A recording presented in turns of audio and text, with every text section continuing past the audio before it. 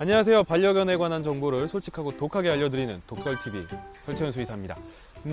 지금 야외에서 하고 있는데요. 분위기는 참 좋은데 요 옆이 이제 물이다 보니까 감독님이랑 저랑 지금 모기에 물릴 것 같아요. 뭔가 벌레들이 많은데 수컷 모기는 보였는데 암컷 모기들도 있을 것 같아서 걱정이 되고 있습니다. 빨리 한번 해볼게요. 슬개골에 관련된 영상에 질문을 엄청나게 많이 주셨어요. 사실 저는 행동학 전문 수의사고 외과는 저보다 잘하시는 분들이 많으실 수도 있는데 우선 제가 아는 선에서 한번 질문에 최대한 답을 해보는 시간을 가져보도록 하겠습니다. 1편에서 저희 로이도 슬개골 탈구 수술했었어요. 지금은 너무 건강하게 잘 지내고 있고요. 아마 수술에 대해서 상당히 만족을 하실 것 같은데요. 오늘 유튜브 주제 너무 좋아요. 아예 그 가채연이라고 하긴 조금 의느님도 좀 그렇고 어쨌든 감사드립니다. 네, 그리고 뭐 김현준님 너무 유익했어요. 감사합니다. 감사드리고요. 저희 오타, 네 저도 오타를 확인했는데 바빠서 저희가 고치지 못했어요. 죄송합니다. 조금 이제 질문 쪽으로 좀 답을 원하시는 질문 쪽으로 한번 볼게요. 방보들님, 왼쪽은 2기 오른쪽은 3기이고 다리를 접니다. 오른쪽 수술하면서 왼쪽도 예방 차원으로 하려 하는데 괜찮은 판단일까요? 네. 네. 저는 괜찮은 판단일 것 같아요. 그때도 말씀드렸지만 2기라고 수술을 하면 안 되고 이런 게 아니에요. 분명히 재발될 가능성이 있고 3기 있는 쪽을 수술을 하게 되면 반대쪽에 분명히 체중을 더 많이 실을 거라서 경제적인 부담이 조금 덜 하시거나 그쪽 부분에 대해서 걱정이 되신다면 같이 수술을 하셔도 저는 좋은 판단일 것 같아요. 마취는 사실 마취라는 게 저도 항상 말씀드리지만 너무 걱정 안 하셔도 돼요. 요즘 정말 마취 도구 좋은 곳 많아서 너무 걱정 안 하셔도 되고 수술 잘 해서 잘 회복했으면 좋겠어요. 그리고 열심히 잘 뛰어놀고. 한보람님, 선생님 그럼 1, 2기 때 영양제는 효과를 볼 수 있는 건가요? 그리고 뛰는 산책 아닌 걷는 산책은 근육을 만드는 데 도움을 줘 좋다고 하는데 맞는 얘기인지 궁금합니다. 1, 2기 때 영양제는 이게 사실 1, 2기 때 영양제라는 거는 사실 믿져야 본전이고 부작용이 없기 때문에 어느 기수든 우선은 시도를 해보시는 게 좋은데 너무 기대는 하지 마세요. 결국엔 염증 난 걸 도와주는 게 영양제인데 1, 2기 때라고 해서 영양제를 먹는다고 발전될 게 안 발전되고 이러진 않을 것 같아요. 왜냐면 이거는 물리적인 부분이기 때문에 뭔가 조금 무리가 갔을 때 그쪽 부분을 빨리 회복하게 하는데 도움을 주겠지만 1, 2기가 3, 4기로 발전하는데 영양제가 도움을 준다? 이거는 좀 무리가 있을 것 같아요. 그리고 뛰는 산책 아닌 걷는 산책은 근육을 만드는 데 도움을 주어서 좋다고 하는데 네, 걷는 산책 그리고 1, 2기 정도면 저희 아이가 1, 2기라면 저는 아무래도 행동학을 하고 정신적으로 더 중요하게 여기기 때문에 산책할 때 너무 스트레스 안 받을 것 같아요. 계단 같은 것만 조심해주고 평지에서는 좀 뛰어도 저는 너무 막 못 뛰게 한다거나 이러지 않을 것 같아요. 만약에 나중에 아파하면 수술을 하는 한이 있더라고 하더라도 이것 때문에 우리 아이들이 할 수 있는 행동을 너무 제한하면 애들이 스트레스를 받아서 다른 문제가 생길 것 같다라는 생각도 들어서 이 아이가 원래 걷는 아이라면 좀 걷게 해주되 막 뛰는 걸 못 뛰게 해주고 이런 것들은 너무 딱 막 100% 못 뛰게 하고 이런 건 아이들한테 너무 스트레스가 될 수 있으니까 그런 쪽으로는 너무 신경을 안 쓰셔도 될 것 같습니다. 모모님, 슬개골 탈구 수술법에 관해서도 상세한 설명이 필요한 보호자분들이 많을 것 같아요. 이거 우리 모형 가지고 왔었어야 되는데 공부를 많이 하신 것 같아요. 저희 댕댕이도 내측 2기였는데 활차구 성형법, 그리고 근중첩법, 그리고 조면 이동술 이런 것들도 있는 걸 알게 되었어요 라고 하시는데 그렇죠. 이런 거에 대해서는 진짜 설명이 되게 어렵잖아요. 이거 제가 모형이 있으면 지금 바로 말씀을 드리는데 활차구 성형법 같은 경우에는 슬개골이 들어가 있는 홈을 더 깎는 거예요. 이걸 깊게 만들어서 이 안에 쏙 들어가게 만들어서 더 이상 빠지지 않도록 하는 게 활차구 성형법이고 이건 100% 거의 다 들어갑니다.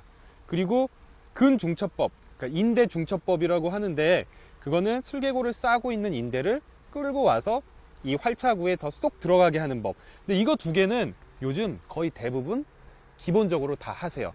그러면 조면 이동술이 뭐냐? 조면 이동술은 뼈를 깎아서 돌려서 다시 핀을 박는 방법인데, 여기에는 조금씩 선생님들마다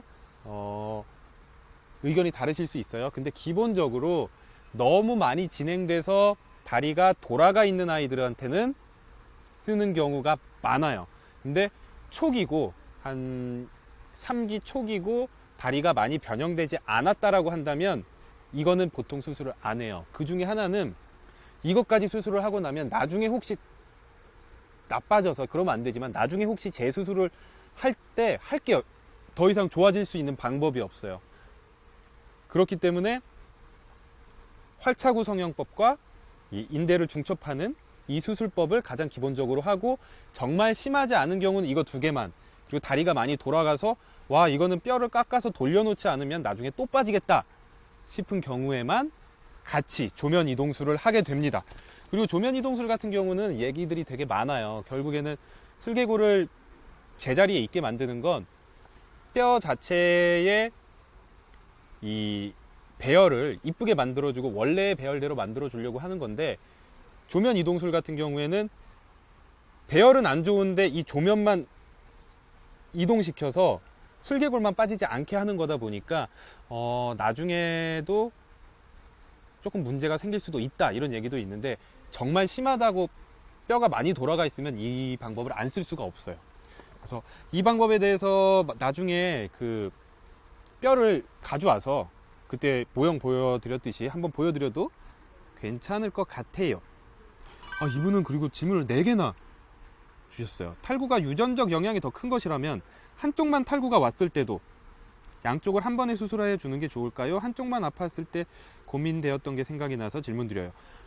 유전적이라고 해서 무조건 양측성으로 나타나는 건 아니에요. 그래서 이거는 선생님과 상의를 해봐야 되는데, 반대쪽이 멀쩡할 때는 할 필요 없다고 봅니다. 저는 반대쪽이 멀쩡하면 할 필요가 없어요. 수술 받으면 탈구가 없는 것과 같은 상태가 되는 건지도 궁금해요. 또 탈구가 없는 경우엔 일기와 달리 슬개골을 손으로 빼려 해도 빠지지 않는 건가요? 네, 수술을 받아서 잘 되면 탈구가 없는 것과 같은 상태가 됩니다. 만져보면 정말 단단하게 잘 들어가 있고요. 탈구가 없는 경우엔 일기와 달리 슬개골을 손으로 빼려 해도 빠지지 않습니다. 다행히도 저희 버블이나 세상이나 이런 아이들은 아무리 힘을 줘도 슬개골이 밖으로 빠지지 않습니다. 핀에 대해서는 제가 말씀드리긴 조금 힘들 것 같아요. 정형외과 선생님이 그 상황에 따라서 봐야 되는데, 저는 안 빼는 경우도 많다고 알고 있습니다. 슬개골 수술 받았으면 경사로나 계단 안심하고 운동될 정도로 올라다녀도 되는지, 점프 팡팡 해도 되는지, 경사로나 계단은 괜찮을 거라고 봅니다. 수술이 잘 되었다고 한다면. 점프 팡팡은 그래도 조금 조심하셨으면 좋겠어요. 교육적으로 얌전히 앉아야지 관심 받을 수 있다는 걸 계속 교육적으로 해서 점프를 계속 하는 거는 조금 혹시라도 모르니까 피해 주는 게 좋을 것 같고요. 어떤 운동을 하면 좋은지, 사실 가장 좋은 건 수영이죠. 수영이 가장 좋고, 피포라고 있어요. 강아지들 재활 운동이 있는데, 저는 그런 것도 양측의 근육 양의 무서워, 수컷모기, 이런 게 수컷모기예요. 쟤네는 안 물어. 안 물죠. 네. 그런 재활 운동 중에 좀 교육적으로 재밌게 할 수 있는 게 있거든요. 이렇게 공 같은 데 올라가서 균형 잡고, 이런 운동들도 상당히 좋을 것 같습니다. 그리고 스키튜브님, 웰시코기도 슬개골 탈구를 걱정해야 하는 견종 중 하나인가요? 관절 관리는 잘하려고 노력하고 있는데 슬개골도 위험한 견종인지. 저 근데 웰시코기도 빠지는 경우 많이 봤어요. 네, 웰시코기도 빠지는 경우들이 꽤 있어서, 얘네들은 그리고 빠지는 것뿐만 아니라 골의 변형들이 되게 많아서 꼭 한번 확인을 해보시는 게 좋을 것 같고요. 병원 고민은 제가 어떻게 딱 말씀드리기는 힘들어요. 여러 군데 좀 다녀보시면서 가장 마음에 맞는 선생님한테 잘 받아보시는 게 좋을 것 같고요. DDJ님, 포메라니안이라는 종이 슬개골 탈구가 많다고 하는데 그 애들은 선천적으로 그런 건가요? 네, 그런 경우가 많아요. 특히 자꾸 작게 만들려고 하는 경우에 훨씬 더 그런 경우가 많습니다. 왜냐하면 뼈가 작아지니까 슬개골이 들어가 있는 이 틈 자체가 자꾸 얕게 태어나는 거예요.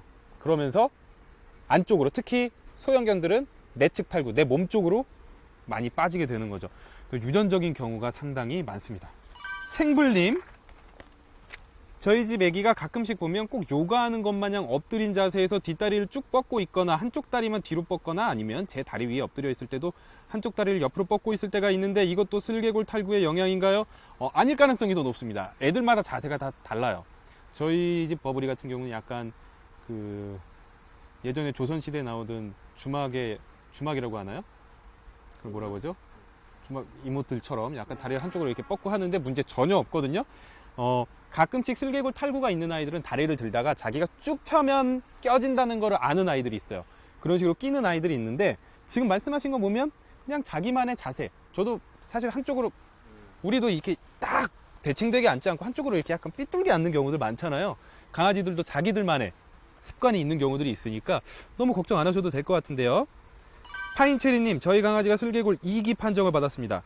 수의사 선생님께서는 한쪽만 빠져있기 때문에 관절 영양제를 매일 먹여주면 수술 안 해도 상관이 없다고 하셔서 영양제를 챙겨주고 있습니다. 나중에 3기가 될 수도 있을까요? 네, 3기가 될 수도 있는데요.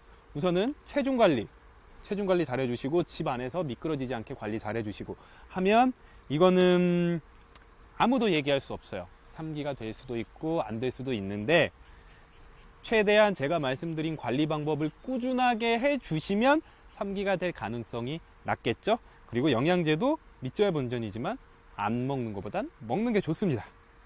오케이. 1편 질문은 다 끝났는데요. 오늘 지금 아침 10시부터 계속 말하는 스케줄이다 보니까 목이 아파요. 목이 너무 아파서 2편의 퀄리티는 좋은 카메라가 아니라서 제 카메라로 찍어야 돼서 조금 떨어질 수도 있지만 2편은 너무 많아서 오늘 1편 여기까지 하고, 저도 여러분들 때문에 더 공부를 하게 되는 것 같아요. 수의사들도 신이 아닌 이상 이걸 다 알 수는 없거든요. 저도 이제 여러분들이 보내주신 질문을 가지고 더 공부도 열심히 해야겠다라는 생각도 들고, 저보다 외과에 대해서 잘 아는 친구들한테 이 부분에 대해서 한번 조언을 더 얻고 좋은 정보 드리도록 하겠습니다. 안녕. 힘들다.